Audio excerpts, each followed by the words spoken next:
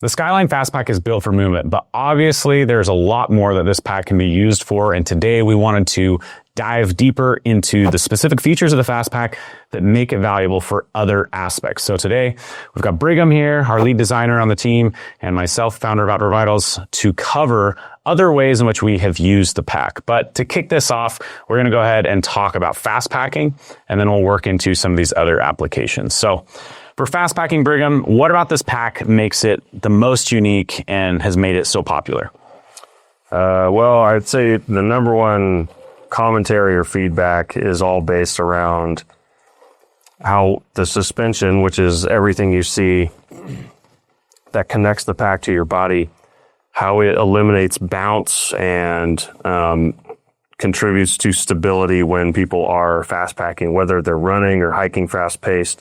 This is the key to the performance of the Fastpack is the suspension system, and how, when we're fast packing, we're running, we're off trail and we're moving fast paced, having that pack bounce up and down or side to side, you lose a lot of energy efficiency, and it also creates a lot more wear and tear on our bodies as we're moving through the mountains.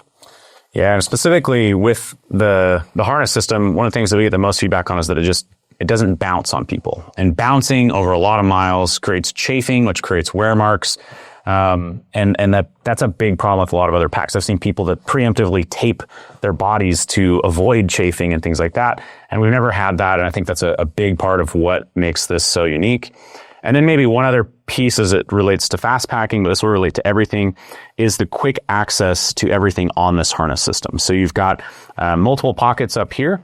You've got water bottles that actually come with the pack, so you don't have to go size those and get the right one. You've got a small pocket that you can slide things in there, but you've also got a zippered pocket right here with a key connector, and then you've got these pockets down here. These are all sized in a way that I found extremely useful. It's actually the number one reason why I continue to use this even for ultra marathons, where I don't need a large capacity like this, but I love the pocketing layout. And then you mix that with this bottom pocket right here, which is a pass-through pocket, and has a zippered mesh inner pocket for something like a cell phone or other valuables that you want really locked and secured down there. So quick access to everything, and then the comfort while you're moving quickly, running, hiking fast, whatever it is, really relates to just long-term comfort when you're doing big miles. One of the other things that you've experienced a decent amount, Brigham, is scrambling with this pack. So what about this pack makes it a good pack for scrambling? Yeah, well, I mean, the context for scrambling, and a good way to think of it is just a lot of off-trail hiking where you need to use your hands for safety and stability. So a lot of my experience has been in where we hike up a drainage and we're connecting drainage to drainage, but there's a big mountain pass to climb over. There's no trail. And often on those passes, they're very steep, probably at least 30 degrees, if not more in some areas, but they're very rocky. Many of them are above tree line. And so there's a lot of reaching for rock ledges. It's not like a technical roped climb where there's, safety protection, but it is where there are steep angles and, we want our hands free. And so we're not necessarily using trekking poles for efficiency over long miles. We're reaching up for safety and stability, and that goes for the ascent and the descent on the other side of a pass. I've done multiple trips this way, but last summer I did a trip with Devin from Backcountry Exposure in the Uinta Mountains, and it was a route that he had planned for quite some time that connected multiple basins via a lot of off-trail and going up and over passes. And that was very much the case where on that trip, we had to use our hands a lot. And there was the last descent of a pass was very, very steep. I mean, it was one of those situations where if you did fall, you're at least going to the hospital with some serious injuries. I wouldn't say it was like you're definitely going to die, but that type of kind of critical nature of being able to use all fours, so to speak, as you're going up and down that, and having a pack that just sticks to the body and does not want to move around left to right around the torso, because what that does when you're trying to be stable, safe, and balanced is it disturbs your balance, and the momentum of, let's say, a 15 to 20 pound pack shifting to the side when you're really kind of hanging on by just a few fingers and toes, it really creates an unsafe situation. So that was, one of the very telling experiences of how appropriate a pack like this is for a lot of off-trail scrambling, high routes, and adventures like that. So some of the features that likely contribute to that working so well, obviously it's a smaller package size here. We've got a curved bottom, which helps keep this tight. On the side here, though, you're going to see one compression strap and then another slightly hidden compression strap. You got a little tag here from a new pack, but you've got another one here.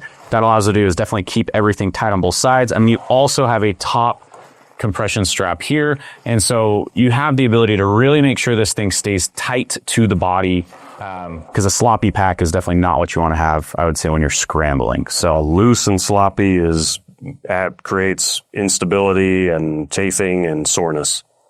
Yep. We've seen a lot of people use this for day hiking, right? Mm-hmm. Specifically for day hiking, what comes to mind as far as why people are choosing this? I mean, I've seen this. One of the most interesting places I've seen this is as a carry-on bag in an airport. I saw a customer using it there. But obviously, there's lots of uses for this. But why a day pack? Right? There's lots of options for day packs. Why would you choose this for that? Well, the first one I will just talk to is just like look at its compact size. It's very compact. It is meant to be that way, where it's slightly wider to fill up kind of the space on a person's back, but not extend very low on their back. And that contributes to how well it just fits and stays put. So the size is, we can do a couple nights overnight with it, but it's also very appropriate for what you might take on a day hike or an adventurous long day hike where you're going to maybe have a couple meals in there. You might have breakfast and dinner, and some extra layers, some safety gear as well as that. So I think the size is one. Again, everything that makes it good for fast packing, scrambling, makes it comfortable for day hikes, especially those maybe long, ambitious, aggressive day hikes where maybe you're trying to tackle a 15-mile hike, trying to maybe bag a summit or a peak, whether you're on trail or not. Being efficient by having the soft flasks on the front harness makes a big difference. The accessibility of maybe, say, snacks or other supplements for hydration that are all accessible on the pocketing on the front, make it a really great option for day hiking. Yeah, I found a lot of versatility in this as well, both for day hiking or trail running. You do have loops right here. I have thrown trekking poles through there, but I also have thrown trekking poles down here. So when I want to free up my hands or when I don't, I have that option. But the biggest thing for me, why I choose to day hike with this as well, is once you get used to a vest style system, the comfort aspect of it is just, it's hard to get away from. It rides in a different place on your back, right? It's not like a big sloppy pack that's swinging around. It's not low hitting your butt. It's sitting higher up on your back, and it's a very comfortable spot for that aspect. It gives us a lot of abilities. One of the places that we took this for, I guess you could call this a day hike, was when me and Brigham did a R3, a Grand Canyon rim to rim to rim day hike. It was a 50-mile day hike. And inside of this pack, we were able to both carry an entire day's worth of food and then obviously water supply.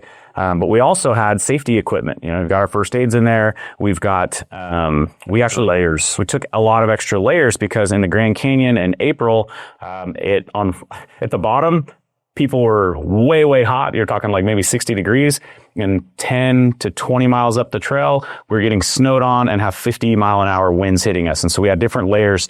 And again, some of that comes back to safety. We knew if, let's say, we fell and hurt our knee on the north rim, there's no access on the north rim, we may have to sit in place for a while. So we had puffy layers that we tossed in here.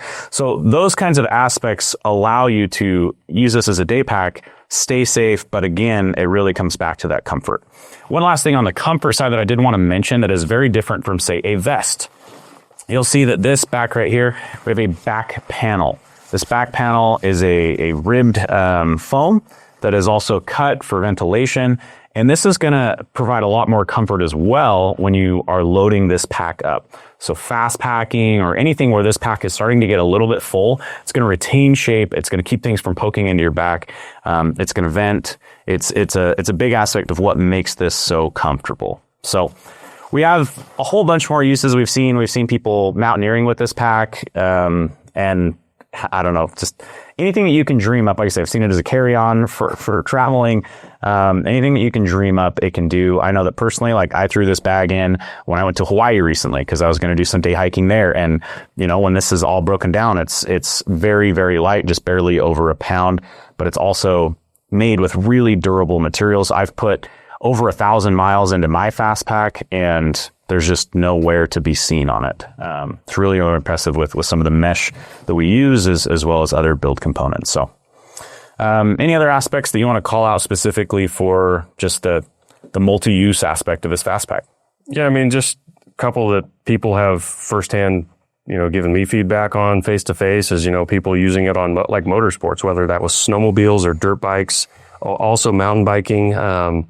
Again, where they want to take some gear, whatever that is for, but they want the stability and the security of a very close fitting pack that's not going to be bouncing around while they're doing what they're doing. So motorsports, even people doing like, I've had some people tell me they worn it like while canoeing. It's an interesting one, but I could see why maybe they wouldn't, you know, maybe want to put their pack in the bottom of the canoe.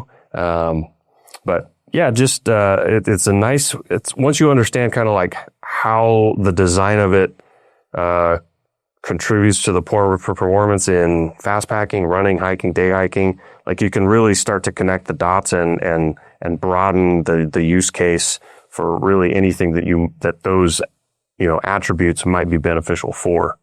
Yeah.